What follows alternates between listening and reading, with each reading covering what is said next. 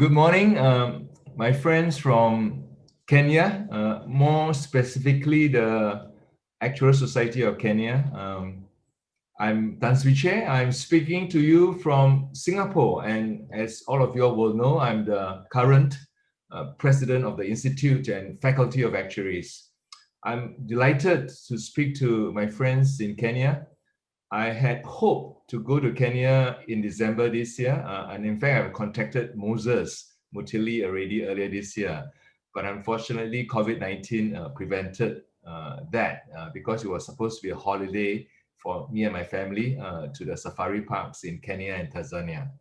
But I'm delighted to be here to speak to your theme, the new normal, navigating the crisis. And I have some slides. So I would like to share my slides so that we could guide the conversation, as we go along. So this is my cover slide, and I got to shrink. I believe you can see me. I got to shrink my video so that it doesn't take up too much space. And as I said, delighted to be here to talk about this theme. But I thought that it would be useful for me to talk about a bit about myself. As many of you know, I grew up in Malaysia. My father, I'm Chinese. My father immigrated from China in 1926. That is nearly a century ago, when he was 4 years old, and he passed away about 3 or 4 years ago. And he came with his father. And I grew up in Semenge, and I went to the school, Kajang High School. It was a very small village, so I understand rural life and village life very well. There was no water, no taps, and no electricity in the first 6 or 8 years of my life. I went to and graduated from the London School of Economics in 1981, and I was the first, amongst the first. There are 3 of us who qualified in the same year, in 1984. Cohort of Malaysians to be the British Fellows of the Institute of Actuaries then. And after that time, for another 15 years, there were only 3 other Malaysians who qualified in Malaysia. So it was a very rare occurrence that a Malaysian or a Singaporean qualified as an actuary at that time. But in the first decade of this century, 2001 to 2010, 40 to 50 Malaysians qualified in Malaysia. And in the last 10 years, about 80 to 90 qualified. That shows that how quickly it can grow exponentially. I became a CEO of Prudential in Singapore in 1994 at a fairly young age, the British company. And I worked in technical areas before I became a CEO. Then I was a regional MD. I left the Prudential in 2001 to pursue my passion and interest in psychology. I went to do a master's in psychology in Columbia University, and I worked in the area of psychology for 4 years. Then I returned to the insurance industry, but a very different type of company. It's a social enterprise, it's a cooperative owned by the very large National Trade Union Congress of Singapore. And eventually I became the group chief executive overseeing about 8 to 10 different businesses, including supermarkets, childcare center, property companies, loyalty card companies. I got elected to the council in 2017. It was unplanned for, but I campaigned for it. And then the president in 2019. And of course, I'm delighted to be the first Asian president of the Institute and Faculty of Actuaries. Your title is called the new normal. That suggests that that we have been through a very big inflection point, a big crisis, and therefore normality has become reset. But I want to assure you, mankind, Africa, China, Europeans have gone through big inflection points. This was a slide which I used 10 years ago after the global financial crisis, and it was called Life in a New Normal, because after the global financial crisis, there was a new normal. So we need to have a sense of perspective, but that is not to underestimate the importance of the inflection point we are going through. So I'm going to show you two slides. Yeah, this slide was a slide which I produced in 2017 as a basis for the new strategy for VSMD, vision, skill sets, mindsets, and domains.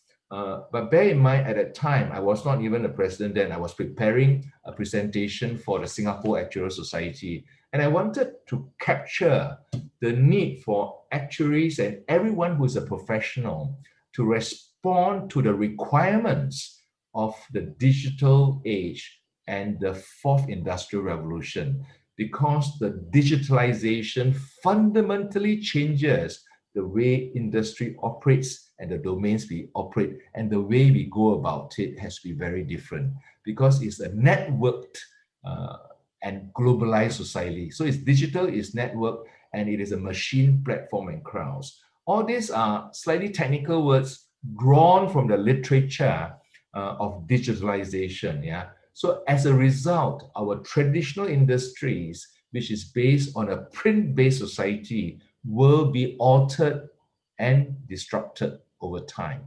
But it was not just about digitalization, but it was also about increasing longevity. Therefore, our currency of knowledge has to be updated all the time. And it was also about Mother Nature, because climate risk and climate and planetary degradation was increasing, and Moore's law was increasing the pace of digitalization and globalization in 2017, and before Trump really came into effect, was getting a more and more globalized world. Yeah, but of course the uncertainty unraveled in the last 12 to 18 months. Yeah, so in that context, yeah, VSMD came about. Then COVID-19 hit us in March this year. And there are some Chinese saying here, because this is a slide which I took from a Chinese presentation, which I've not taken off. My apologies for that. But COVID-19 came along and brought many uncertainties and fault lines in our society to the foreground. Firstly, you got COVID-19. And at the same time, there was a breakdown in globalization, because China and USA disengaged from one another, and globalization took a retreat, and therefore problems which we face globally will be more difficult to solve, whether it's climate risk or financial crisis. Yeah, so there's an issue. At the same time, you will recall, before COVID-19 came, there were severe bushfires in Australia and California. There were droughts in Africa and parts of Asia. There were hurricanes and typhoons in America and in Asia, and polar caps were melting. And the global markets were getting increasingly volatile.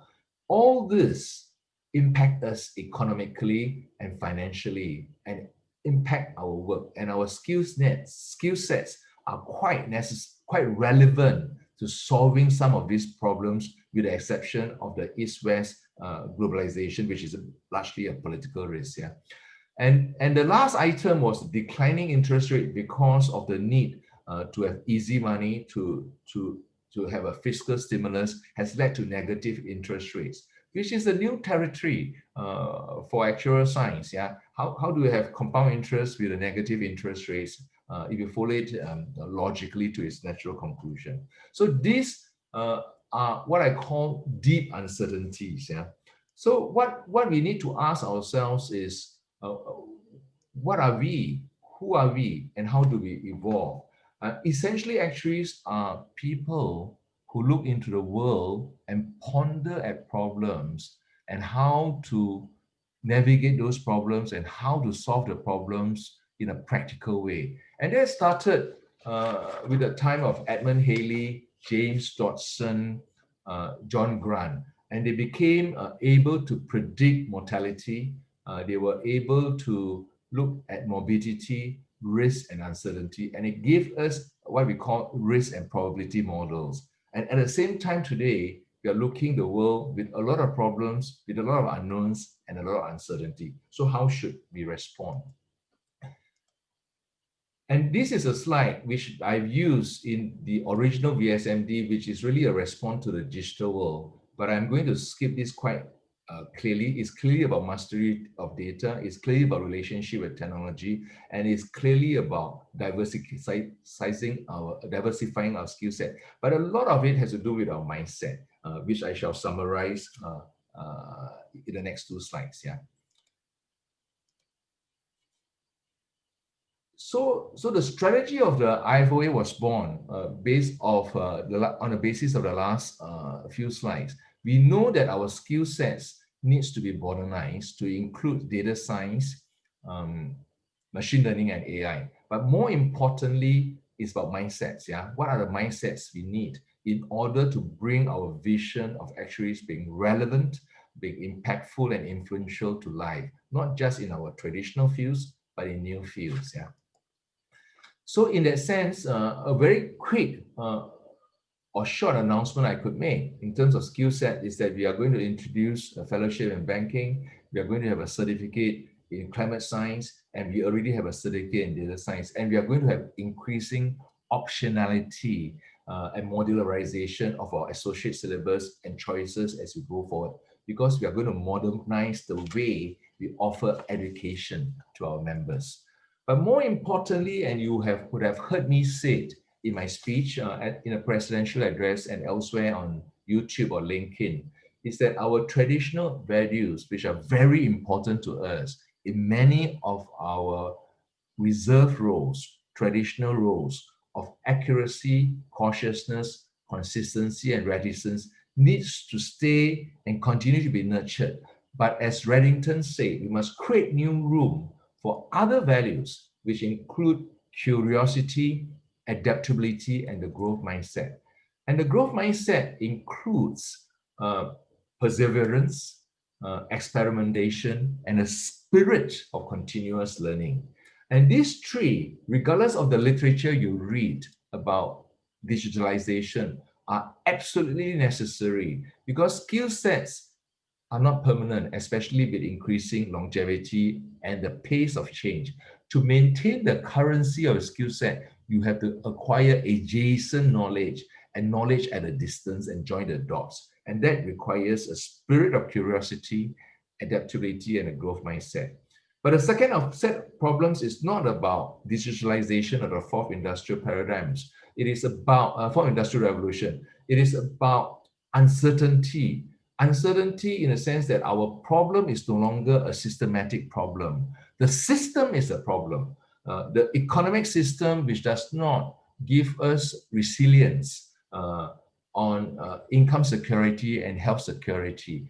Our insurance system, which does not deliver value for money because of because of the way products are sold. Our regulatory system, which for good intentions try to protect solvency, actually make us pass increasing risk to our customers. Those are what I call systemic problems. If you adopt a systematic approach, you are trying to do things accurately. But if you're trying to change the system, you got to be imaginative and think outside the box and have the courage to express our views on a public interest point of view, but we do it with judgment. We do it with judgment. So in other words, it is equivalent to be in a ship. We could be turning the handle, but the ship is going the wrong direction. Someone must say, hey, look up at the stars. The ship is going in the wrong direction. You could be very accurate and cautious turning the handle in the ship, but it's not the best thing to do. But we need different rules for different parts of the profession. So this is a slide on the growth mindset, which I would not expand too much on, because one of the specific things your organizer asked me to do is to talk about navigating in an uncertain world, in a VUCA world. So today we have the first felt VUCA, which is globally felt VUCA. There has been a lot of VUCA locally. You have African VUCAs on Ebola. If you live in a village close to Ebola outbreak or wars, conflicts, or you could have a Tiananmen VUCA, because it's a period of uncertainty and unknown. When I was a child at the age of 10, there was a riot in Malaysia, and that was a period of volatility and uncertainty for me, but it's not global. But the pandemic crisis is global, and it's the first felt global VUCA in our lifetime. I think that Second World War was probably like this too. but it was not in my lifetime. But in a world of VUCA, for organizations, and there are many attributes of how you survive as an organization. Uh, and these are the 10 items which I collated when I spoke to a town hall of Manulife senior leadership in Asia. But I just want to pick up two words here: the reflexive mindset and judgment. The rest of it are probably attributes of high performance of a team. But the reflexive mindset and judgment is something you really need in a volatile and uncertain environment. So typically, in a business plan, you would have forecasts and plans with KPI, sales number, expenses. You have a roadmap, and if you have scenario planning, it's because there are uncertain outcomes. But COVID-19 changed all that. No companies, including IFOA's business plan in January this year, are relevant because we don't even have examinations delivered in the same way, and people are not even going to the office in most parts of the world. So in that scenario, in that situation, KPIs and roadmaps and forecasts are not very useful. Scenario planning are not very useful. And reflexivity is the important one. How we change the way we respond to an external situation. So I can tell you what reflexivity is.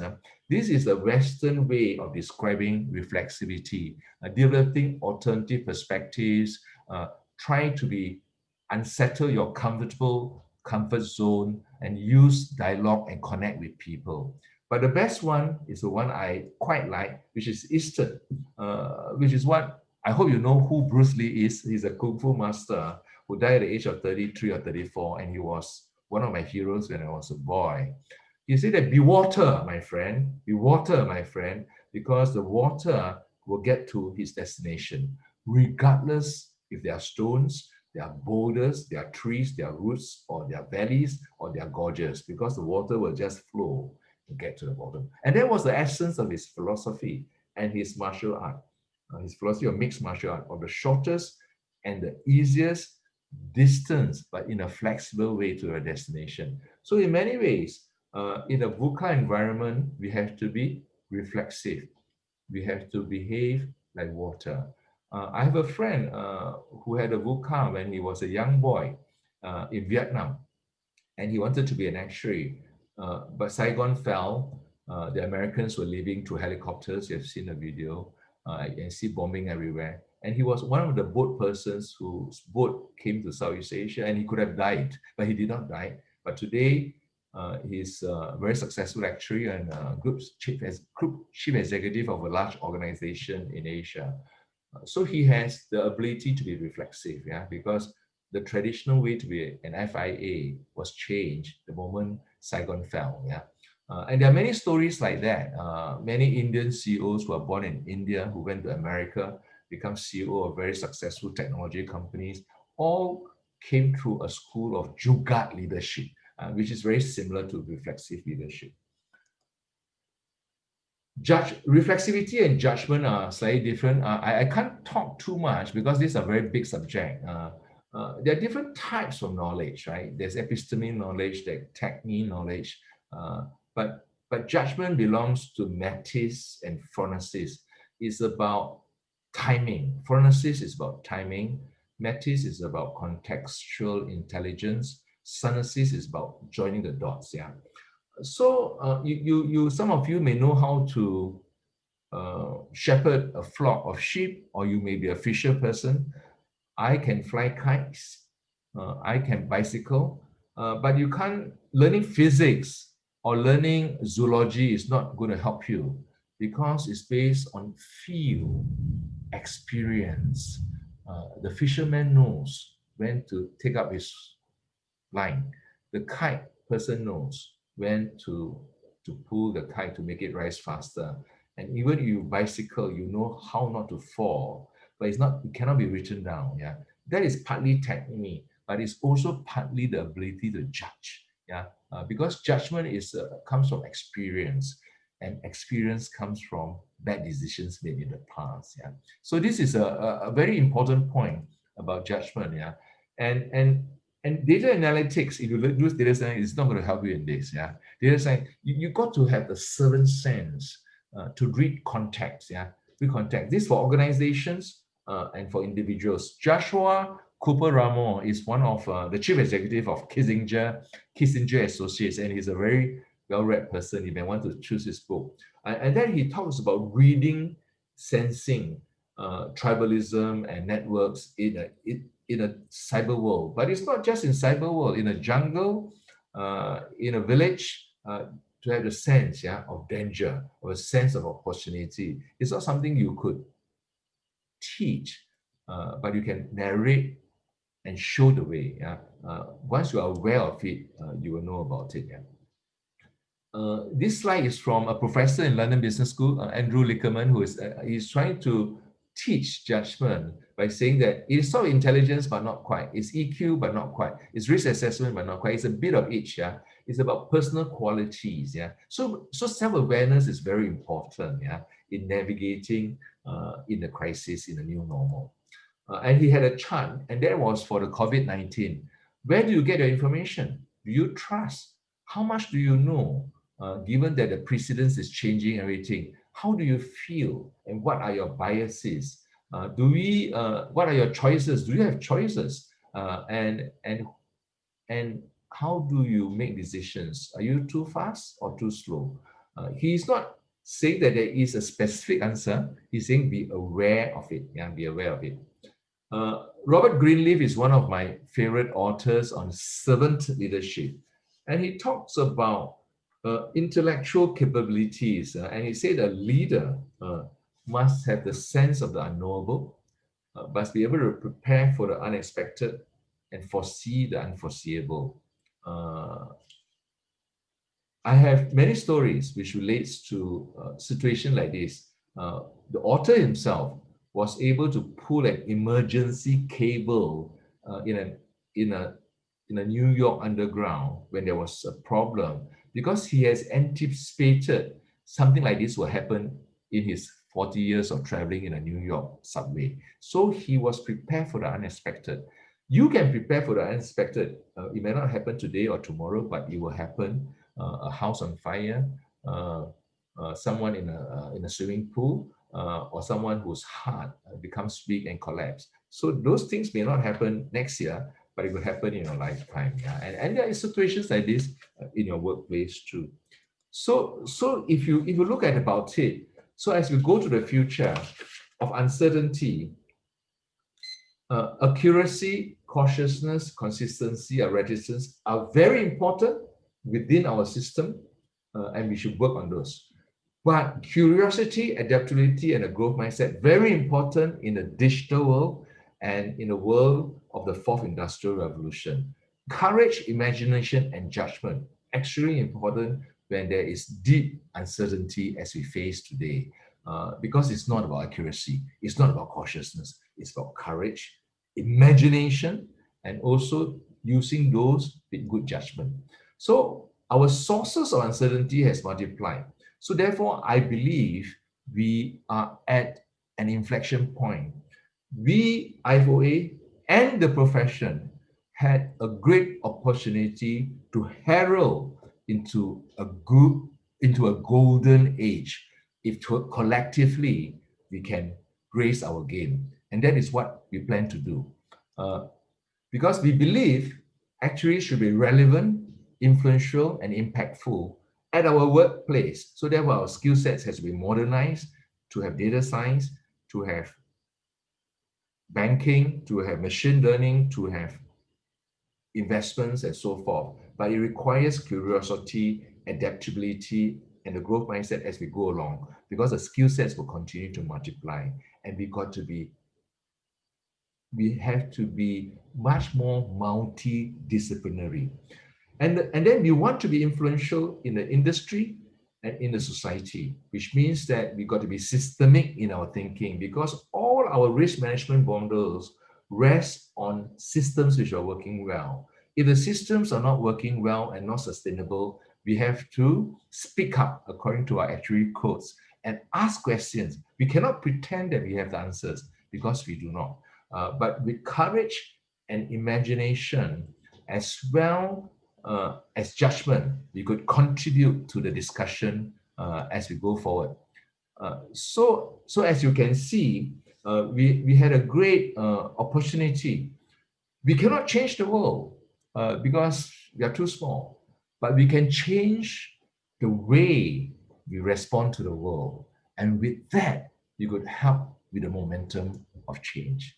So with that, I close my discussion. I hope I did not speak longer than 25 minutes. It has been a pleasure to engage with you. I hope I can bring my family to Kenya next year, and I hope to meet many of you. And many of you have met on video, and one or two have met in person. So I wish you all have a very successful conference. And if you have any questions, do email to me, or you could follow me on LinkedIn or Instagram, Chieh, and I have a website too. So you can go there for any material which you are interested in. Thank you so much for your time and attention.